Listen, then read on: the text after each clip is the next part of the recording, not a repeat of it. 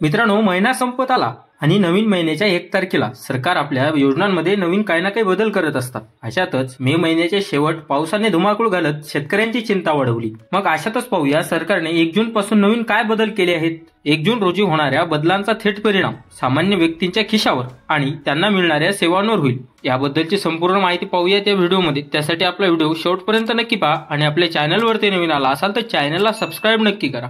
अशातच आता LPG gas cylinder ते क्रेडिट कार्ड अशा अनेक नियमांमध्ये बदल केले जाऊ शकतात. 1 जून रोजी होणाऱ्या या बदलांचा थेट परिणाम लोकांच्या जीवनावर होऊ शकतो. चला तर पाहूया 1 जून रोजी होणारे बदल.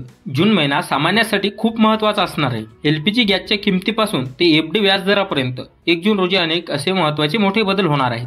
जूनमध्ये ईपीओशी संबंधित कर्मचाऱ्यांना मोठा दिलासा मिळू शकतो. सरकार ईपीएफओची नवीन व्हर्जन 3.0 लॉन्च करणार आहे, ज्यामुळे पीएफ काढणं, डेटा अपडेट करणं आणि क्लेम करणं सोपं होणार आहे. या अंतर्गत एटीएम सारख्या कार्डमधून पैसे काढण्याची सुविधा मिळणार आहे. 1 जून 2025 पासून क्रेडिट कार्ड युजर्ससाठी अनेक महत्वाचे बदल लागू केले आहेत. ऑटो डेबिट फेल झाल्यास 2% दंड, युटिलिटी बिल आणि इंधन खर्चावर अतिरिक्त शुल्क, आंतरराष्ट्रीय व्यवहारावर अतिरिक्त शुल्क आणि रिवॉर्ड पॉइंट मध्ये कपात होऊ शकते. 1 जून पासून एटीएम व्यवहार नियमामध्ये काही बदल होऊ शकतात. यामध्ये एटीएम मधून पैसे काढण्याच्या शुल्कात वाढ समाविष्ट आहे. म्हणजेच एटीएम मधून पैसे काढण्यासाठी नवीन शुल्क लागू होऊ शकतं. दर महिन्याच्या 1 तारखेला एलपीजी गॅसच्या किमतीत महत्वाचे बदल होतात. अशा स्थितीत यावेळी देखील 1 जून 2025 पासून गॅस सिलेंडरच्या किमती कमी किंवा जास्त होऊ शकते. एलपीजी गॅस सिलेंडरच्या किमतीत बदल केल्याने त्याचा थेट परिणाम सामान्यांच्या खिशावर होऊ शकतो. 1 जून रोजी एफडी व्याजदर कमी किंवा वाढवले जाऊ शकतात. बहुतेक बँका